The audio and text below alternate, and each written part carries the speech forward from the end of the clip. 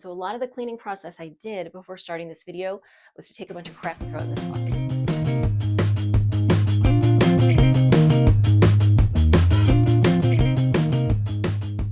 Hey MTV, welcome to my crib. Hello fiber friends, welcome back to the Media Better One and its YouTube channel. Today I'm going to give you a tour of my studio, aka my office and craft room. So if you think that sounds like fun, I hope you'll stick around. Today I just have kind of a fun video for you, taking you on a tour around my studio. So usually you just see one tiny part where I record my videos, but I thought it would be fun today to kind of show you around the whole place. So we will go on a little bit of a tour around the studio today. Before we start, what I am wearing is my open edge tee. This is a pattern by Jessie May, and it is knit in some hobby yarn whose name I don't remember. It is a cotton linen viscose blend, as I recall. All right, so as I said, I'm just gonna kind of do little stations where we go around the room and see different things. This is the spot that I call my studio. This is where I spend most of my time working, crafting, reading, other such things. So let's take a peek around. So we will go ahead and get started here at my desk. Not super exciting, also not super clean. Probably could have tidied this up a little bit more, but it is what it is. So nothing too exciting over here. I do have this lovely MC Escher piece of artwork up here. I'm not great about hanging things up, mostly because picture frames are oddly expensive. I don't really get that, but that is up there. Over here, we have mostly a collection of random papers from my children. We also have my ATA certification. I'm certified for translation from Spanish into English. This is a 5-year certificate and it's going to expire next year. And I'm not going to renew it because AI has taken over everything and there is no more translation work. But I like to keep it because the pass rate on this test, the certification test from the American Translators Association, is pretty low. So it varies by language, but overall the pass rate tends to be below 20%. So I'm still pretty proud of it. Here we have a vase that I bought at IKEA a million years ago, full with little bits of leftover yarn and a drop spindle that I mean, obviously at some point could do a little something with it, but I don't really remember. I've got some candles. I do like to have candles around. I know everyone has varying opinions about the safety of candles, so we'll just leave that there. And then over here, I have a hat and mitten set that I have been working on over the winter. This is something that I designed myself. And I also had started it in a different yarn and color. At this point, I don't think I'm going to release this as a pattern because the last pattern that I released sold exactly 2 copies. So even as kind of a hobby, it simply isn't even, covering tech editing costs. So that's really a story for a different time. Other than that, lots of various junk. This is a very important part of my life. This is my mug warmer. I do like to sit and enjoy my coffee, but it gets cold very quickly. So mug warmer is key. You can see I've got some random swatches back here, knitting needles, of course, all kinds of stuff. Back here, we have this thing that my dad got for me when he visited the Vatican, which is a St. Francis, I don't know what you want to call this, but whatever it is, there used to be a little rose here that fell off. So the Catholic Church needs to do something with its workmanship. But this is, blessed by Pope Francis. And I do want to lower the camera a little bit because I want to show you guys my really cute chair, which obviously I'm usually sitting on when I record, so you can't really see it, but it is really cute and super comfy. So let's remove the shawls and you can see how adorable this is. I love this. It does roll so I can roll it over to my sewing machine instead of using that ottoman, but I usually just don't. It also is supposedly adjustable. It has a doohickey on the bottom, but for the life of me, I can, son of a bitch, that's never worked before. Okay, so apparently it is adjustable. Now how to get back down. All right, come on. Well, now I got a new problem. All right, over here, we're a little far away because this is as far as the cord for the tripod light will stretch. But this is the area where I do my sewing. Now, if you are feeling bad because your crafting space or studio or whatever is not this neat, mine usually isn't either. I love it when it is this neat, but I am not good about actually keeping it this neat. And so a lot of the cleaning process I did before starting this video was to take a bunch of crap and throw it in this closet. So this is my closet.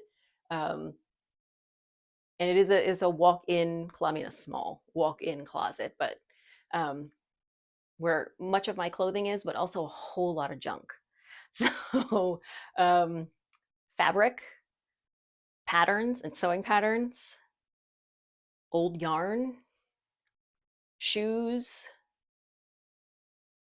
a file box of stuff, a lot of junk in here that I just threw in there so that I could get this space clean. So if your space is not clean, that's okay. Neither is mine.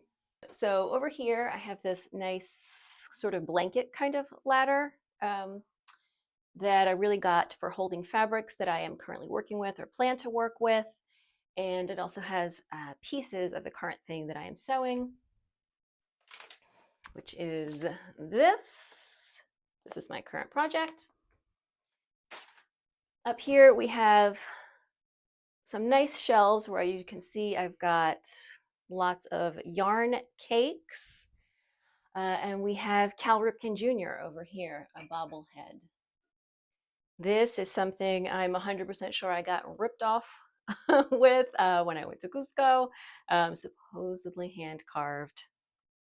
Probably not. It's fine. People selling stuff in the streets, it's nice to support people. So, and then we just have, you know, some shells from the beach. Switch sides here so you can see my sewing machine. I don't really know anything to say about it. It's a Singer Stylist. It's computerized, but not like the super latest model. I've had it for quite a number of years. I have my nice mood board up there that I originally made, I think, for fall 2 years ago, but I think it really holds up. So I just leave it up there as inspiration. This is all my thread. And this is covered up because Pollyanna jumps up there, grabs thread, and drags it across the house and unwinds it, which is annoying. And I don't enjoy that. So it has to be covered up because she's very mischievous. And then you can't really see it, but I have not a real sewing chair. I have this ottoman that I use as a sewing chair. And it opens up and here are a bunch of whips and things that need mending. Now, there's not a whole lot in this section of the room, but you can see that it has some nice open windows. And it has a little bit of an indentation here. This just looks over our backyard, so nothing super exciting, but it does bring in a lot of natural light. Only in the morning, though, unfortunately. So the sun rises over there. So in the morning, I get lots of light. I do have a nice swing chair here. Pollyanna, I rarely get to use this. Mostly the cat sleeps in it, but it is nice. So let me just lower the camera a little bit. So you can see I have a nice swing chair, and then I have various whip baskets around. This one is really whips. This one is like fabric scraps and projects that need mending. You also notice I have a lot of these little tiny vases around, and this is because I keep buying succulents and killing them. I really cannot do indoor plants. And then I have one other whip basket over here. This has my crochet blanket in it that I have been working on. It also has this maker's notebook that I really wanted to kind of be my thing, but it really isn't. It's such a nice idea, but I really haven't kept up with it. And then it has this book that I was sitting here reading, and this is my usual kind of book. It's historical fiction, but it's about like Dark Ages Europe. I just couldn't get into it, and it's really long. So I tried and I tried, but I got about halfway through it and I just gave up. And then I have a little yarn bowl, which I do sometimes use if I'm knitting in this chair, if Pollyanna lets me, so that my yarn doesn't go rolling all over the place. I will keep the camera low for this part of the video so that you can see I have a spinning wheel that I never use. So earlier this year, I said that I was either going to learn to use it or sell it. I haven't done anything to learn to. I mean, I can, there is some yarn on here, some singles. I can do a little bit, but not much other than a very basic single ply that always somehow ends up thick and thin. That's about all I can do.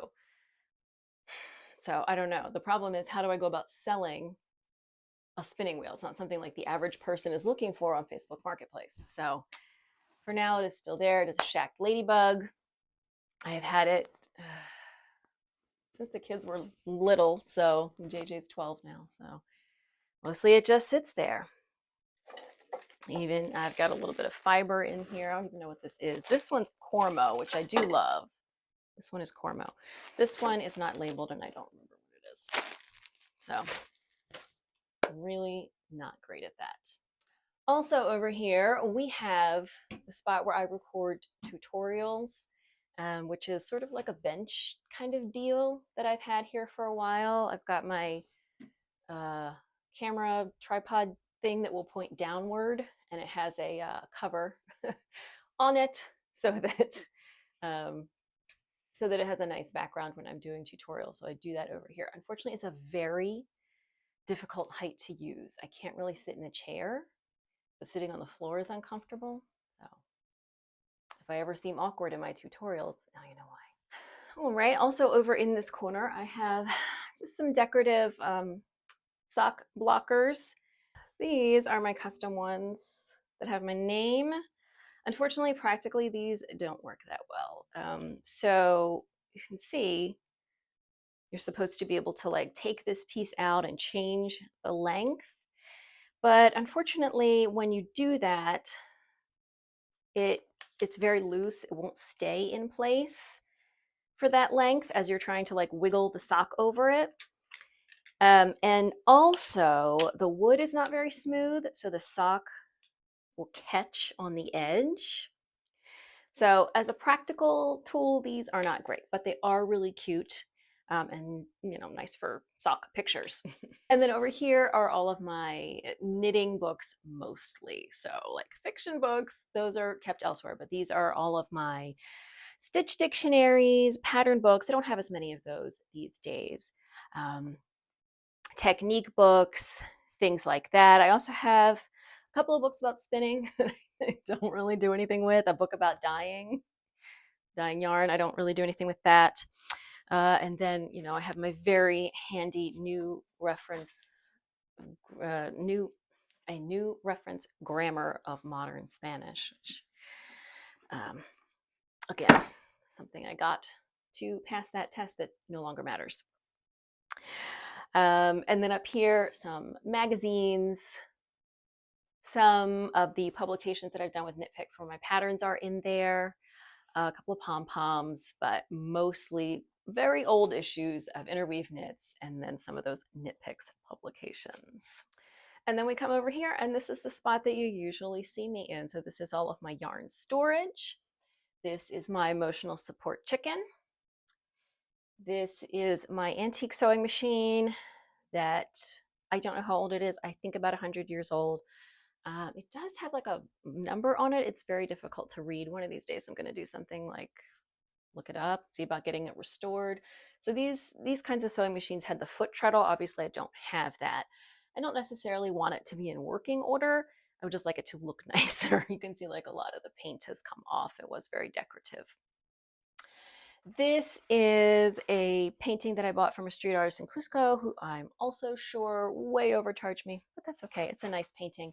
As I said, I'm not great about buying frames, so I just haven't gotten a frame for it. And it's been 2 years since I went to Cusco last, so what are you gonna do?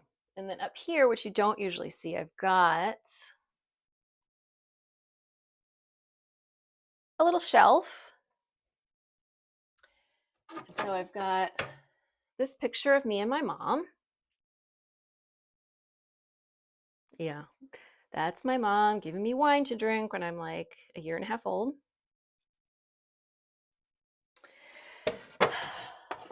And then I've got this. This is one of my favorite pictures of the kids.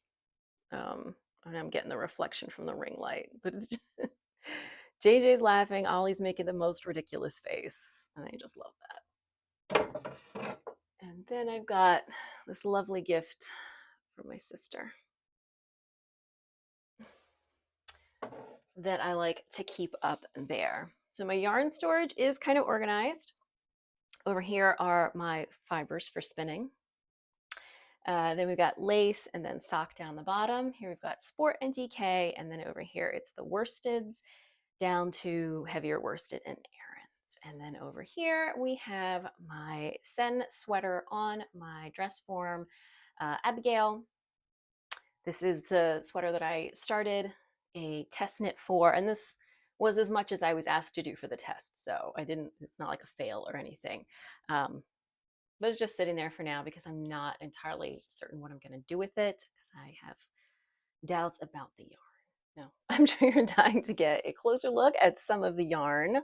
So I'll just share a couple of my favorites. Let's see what we got here.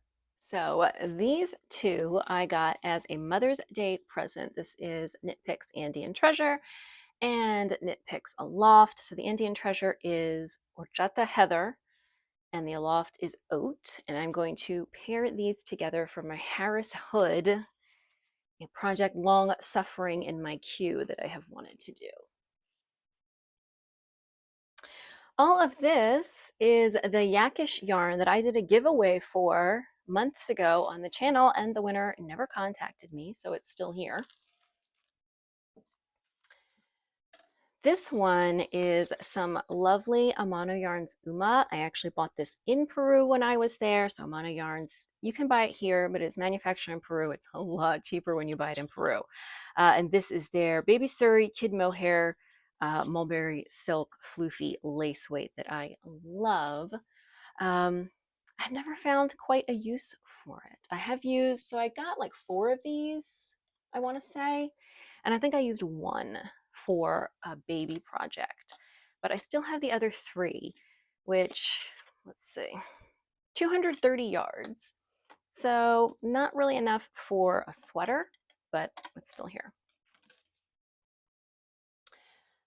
This is one of the only skeins of yarn that I have ever spun. It's a 2-ply. I want to say it's a Malabrigo. It was like a Malabrigo braid. So it's probably just merino wool. You can see it's really thick and thin. And I don't know if I would ever, what would I do with this? I don't know, but I did spin this yarn. This is a skein of hedgehog fibers in the colorway Fool's Gold, which for some reason was super popular a few years ago, and it was everywhere, and I really wanted to get it. And then I finally found it locally, and it's still sitting here. But it is really pretty. But, you know, that's how peer pressure works. Did I need this? No, it's just sitting here. This is a skein I am dying to find a really good project for. So this is a merino cashmere silk from Sandra Yarn Company that is a single ply in this like perfect blue gray that I absolutely love. And this is 490 yards. So it is definitely like a light fingering, but a single ply. Just never found a project for it. All right, I think that's enough of the yarn for now. All right, and now I'm just going to take you off the tripod so we can get kind of a closer look at a couple of the things I mentioned. So this painting from Cusco, Again, I really need to get a frame for that. My rather messy desk. My candle that is lilac and honeysuckle are my two favorite floral fragrances. So this is my, iron and ironing board. Obviously need them for lots of sewing. So I just have them there all of the time. And let's get a look at my mood board. So as I said, I created this at least 2 fall seasons ago, but it still like is exactly my vibe for fall winter. So I'm just leaving it up here as inspiration. And we get a closer look at Cal and some seashells. And then up here we do have Hermione. We are no longer putting money in J.K. Rowling's pocket because she is a ridiculous turf, but the Hermione character and the Emma Watson portrayal of her, I think, doesn't necessarily have to be erased. More sewing gadgets, and then more flower pots with dead flowers. As I said, this one is my mostly scrap yarn and mending basket. So something happened to my tulips pullover. And I think I have some of this yarn somewhere, but I don't know where. And I need to find it so I can fix that up. But that is a real bummer. I don't know if maybe a little carpet beetle got to it or what. Or maybe my bind off was just too loose, but that is unfortunate. And then I really like this lamp. I wish it were a little bit taller, like if it were a foot taller, I would like that. We can come over here and take a look at a few books. And then on the back of the door, I do have this little macrame mirror. These I got at Rhinebeck like in 2017, I want to say. So they're real wool, little sheep ears. Here we have all of my knitting books. All right, friends, so there you have it, a little peek at my studio, office, knitting, sewing, crafting space. I hope you enjoyed this quick little video and studio tour. If you did, please give it a thumbs up. Don't forget to subscribe. New videos here every Saturday, and I will be back next Saturday with a new episode of the podcast, followed the following Saturday with an update on my 2025 knitting goals. It is not looking good. If you're looking for me on social media, you can find me on Ravelry and Instagram as Media Peruana, and I will see you soon in another video.